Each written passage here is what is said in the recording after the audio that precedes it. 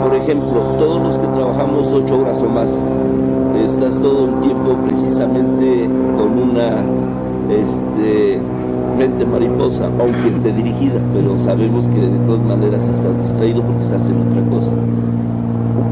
Cuando estamos empezando, esto de alguna manera te va a evitar estar trabajando, el estar despierto.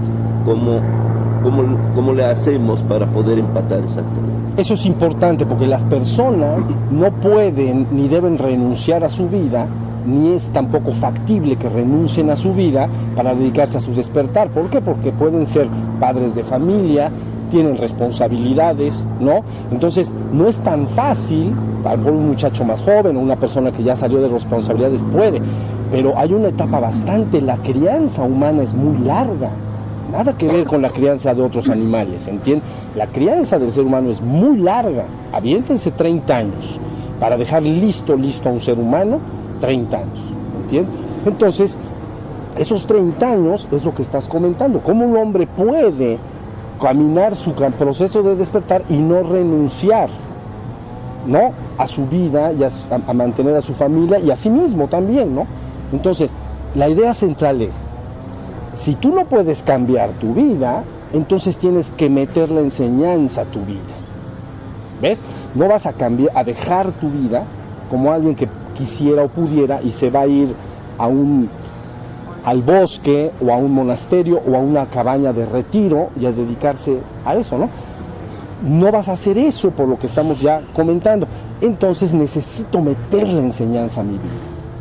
Ahora, ¿cómo meto la enseñanza a mi vida? Tengo que saber exactamente que desde que yo me levante hasta que me acueste, todos los instantes del día, todos, ¿no?, son la oportunidad de estar practicando la enseñanza. ¿Sí me explico? Entonces, vamos a poner un recorrido. Si yo me despierto temprano en la mañana, cobro conciencia de mi cuerpo, ¿ok? Escucho los primeros sonidos. Ahí hay dos posibilidades. O la mente empieza a pensar en asuntos, preocupaciones o cosas que tengo que hacer, o simplemente empieza como una llave abierta de pensamientos que empiezan a fluir, ¿no? En vez de hacer eso, en cuanto cobro conciencia, debo inmediatamente hacer uso de la atención y dirigirla y anclarla, por ejemplo, en mi cuerpo. ¿Ves? Son dos posibilidades. Una, hago lo de siempre, o empiezo a pensar. Número dos, empiezo a planear. ¿Qué tengo que hacer hoy? Tengo que hacer esto o lo otro, ¿no? O me empiezo a preocupar, ¿no? Hoy quedé de pagar no sé qué cosa y no tengo ni cómo pagarlo. Entonces están las preocupaciones, ¿no? Entonces, en vez de hacer eso, inmediatamente cobro conciencia de mi cuerpo en la posición que está. Está atento, está el cuerpo recostado, y entonces cobro conciencia de mi cuerpo. Ahí lo anclo, ¿entienden? Anclar la conciencia es me agarro de algo para que la tendencia de la mente, que se llama poderosa tendencia de la mente a divagar, no aparezca. Entonces anclo mi atención en mi cuerpo. Pasa un momento y entonces ahora ya estoy en la posición despierta, atento, ya estoy cobrando conciencia, está la luz de la conciencia prendida. ¿Qué estás alumbrando con tu atención? Tu propio cuerpo. No has hecho nada, estamos hablando de los primeros minutos. Luego viene entonces la propia atención y la conciencia empieza a informarse de otras cosas, ¿no? Sonidos exteriores, etcétera, etcétera.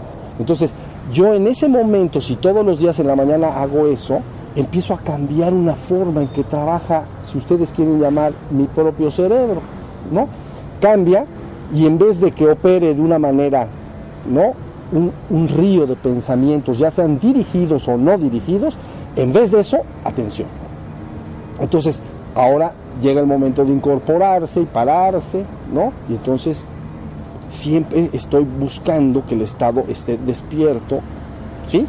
Y luego entonces me voy a bañar, digamos, me voy a rasurar, me voy a vestir, y siempre estoy tratando de que la luz de la conciencia y la atención esté presente en el presente, no que esté yo en una divagación y distracción. Hay personas que preguntan, pero bueno, ¿y entonces cuándo voy a planear? Cuando tú lo quieras. Cuando verdaderamente ya te bañaste, ya te despertaste, te bañaste, desayunaste y en coche te fuiste atento a tu oficina, vamos a suponer, te sientas en tu oficina, llegó el momento de pensar. Y entonces llegó el momento de abrir, ¿no?, tus cosas, empezar a ver, ¿no? Con el tiempo vas a poder estar atento y despierto también ahí, pero es difícil.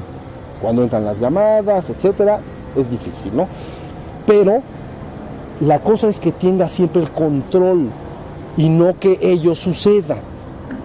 Llego yo, me siento en mi oficina, abro mi agenda, mis pendientes, ¿no? Y entonces ahí empieza una labor ya de trabajo mental. ¿Sí se siente? Y vamos a suponer que llega el descanso y entonces en una hora después o 2 o 3 quiero descansar y quiero dar una vuelta a la manzana. Quiero descansar o enfrente hay un café, me voy a tomar un café. Inmediatamente vuelvo a estar muy pendiente, me voy a ir de aquí al café de enfrente donde acostumbro tomar café o dar la vuelta a la manzana, atento.